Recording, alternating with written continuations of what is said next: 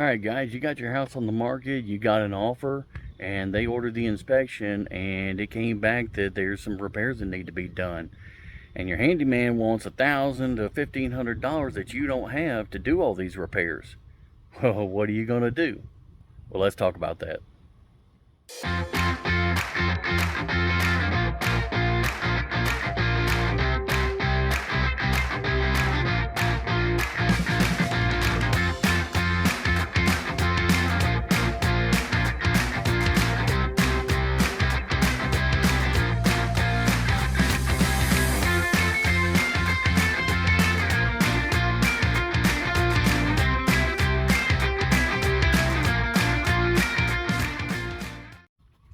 Alright, so you've got your request to do repairs from the buyers, and they insist that they want those repairs done.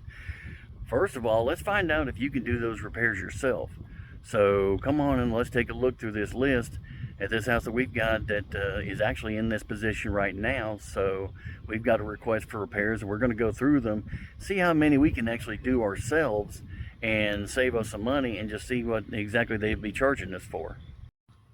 And don't forget, if you got any questions about real estate in the Middle Georgia market, whether you're buying, selling, or investing, make sure to look us up. All our information is in the description below. Call us, email us, or text us. Now let's get into the house and see what we can do. Okay, so the first issue that they had was one of the guest rooms has a bathroom by itself, and the door doesn't close properly. So we took a look at it, and it gets right there and it stops. So what we found out is the painter came through and he painted everything. So this gap right here is just a little bit closed up with the paint.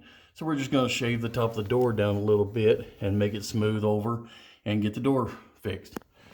So be right back. Okay, guys. So what we had on this door was just the top of the door just had a little bit of sticky to the top of the door jamb. So we just took a root file and just shaved it down a little bit right across here, and then went back with some sandpaper and smoothed it over. And of course we'd have to make sure we clean up, but nice and pretty, closes like it's supposed to. So all right, next problem, let's see what we got. Okay, guys, the next issue that we had was the master bathroom door actually has a problem sticking. Now, this master bathroom has two doors, one on either side, two half doors. So they said it wouldn't close right. And upon higher inspection, the top, if you can see this, actually has this ball that gets underneath here and catches, and that's what keeps the door closed. Well, over here, it actually came out. So this is an insert. So what we'll have to do is just pull this out. You can buy this piece at Lowe's or Home Depot and just insert a new one, and that'll be good to go. And we'll get that tomorrow. All right, next one. Okay, so now in the master bathroom, we've got a sink that the drain plug is not properly operating. So when you get down here, of course, you pull this, nothing happens. So what we're going to do is go down here, and you'll notice that, well, actually from up here, it's not hooked up, and it's nasty in here. So we're going to clean all this up. We're going to clean all this up and get that rod reattached to this, and that'll be straight. So we'll be back in a second. You know, this manual labor is starting to really get to me. All right, so the problem with this one was simply that it just had some trash in it. So we got it opened up, the plug underneath, pulled the wire that moves it out, and got the trash out of it and reconnected it. And so now we've got a working stopper. So see, this stuff is just pretty simple stuff. It just takes a little bit of looking at it and kind of studying it a little bit. And of course, I've been doing this for a while, so you know, it comes with experience. So let's go on to the next one. All right. All right, so here, let's see. Yeah, right there on the back side, it's got a little bit of a leak. So, not a big deal. Turn it off. That is going to require some Teflon tape, which I did not bring with me. So I'm gonna have to pick up some Teflon tape and we'll come back and rewrap that and seal it up tomorrow. All right, let's go on to the next one. Okay, so guys, we came in, got some Teflon tape and came back out to take care of the shower head. And when I took it off, I actually found out that there's a little bit of trash in there. So that was kind of helping back up the water and cause it to have some low airflow. I mean, just that little bit right there is enough to clog it up. So what we're going to do is take some of this Teflon tape, and just, for you new guys that never had this before, this is it. Just basic, looks like the old nurse's tape, but it's just real thin Teflon tape. And we're just going to wrap it around the threads and then screw it back on. But just make sure the threads go this way so the tape goes that way. That way when you're tightening it down, it doesn't curl back on it and cause a problem. It's probably what the last guy did. He put the tape on backwards, and when you screw the threads on, no, yeah, he did it right, okay. It sometimes gets some leftover Teflon in the threads, and then it'll break off and it'll get into the shower head. So we'll get this wrapped up and go to the next one. All right, so we got the shower head back on and got the Teflon on here, so good flow, no leaks.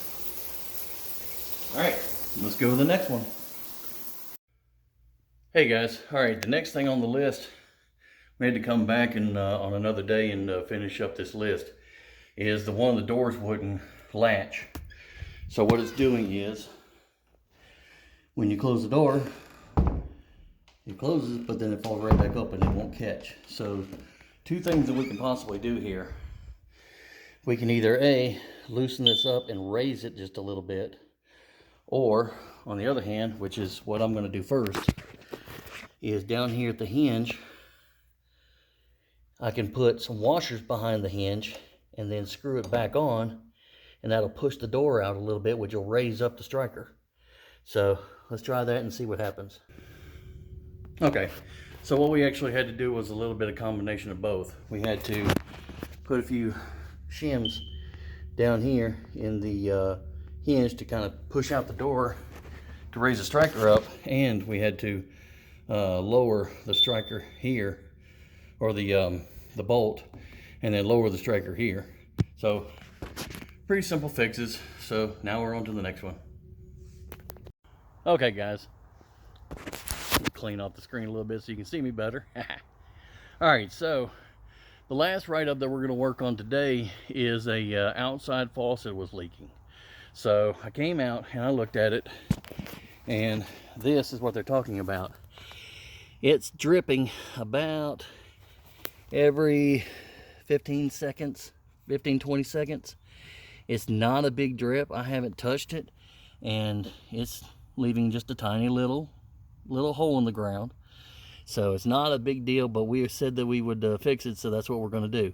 Now, with this being a pressure line, I'm going to tell you, I personally would suggest, if you've never done this before, go ahead and let this go to the professionals. The drain lines upstairs, that was draining a sink. There's no pressure on that. It's not a big deal. And by the way, I'm sorry I didn't go into any more detail about doing that fix, but it's pretty simple. If you get underneath and just take it all apart, put some towels down, take it all apart, put it back together. Those are all different styles, different models. Each house is going to be a little bit different, so this really not too much that I could show you that would apply to every single house. You just have to get under there and look and just kind of study it for a little bit and just take your time. But since this is a pressure line, unless you know where the shutoff valve is to take the pressure off of this, I wouldn't mess with this right here. Since I don't know where the pressure line is, that means I'm going to have to shut off the main valve to the entire house. And I'm just not going to get into all that right now. I was trying to make this a short video. So I'm going to have to shut off valve off. This style of faucet, normally I could take them all apart and replace the washers. But this one, it's a sealed system, so all I can do is just unscrew the entire faucet and replace the entire faucet, of course with Teflon tape, just like I would with the shower head upstairs. So, but until you get a little more experienced under your belt, I wouldn't mess with the pressure lines. Go ahead and call somebody else out to come take care of the sides that have pressure on them. Otherwise, you end up with a lot of water in your face real quick. So, I'm Chris, the real estate problem solver, and I'll talk to you on the next one.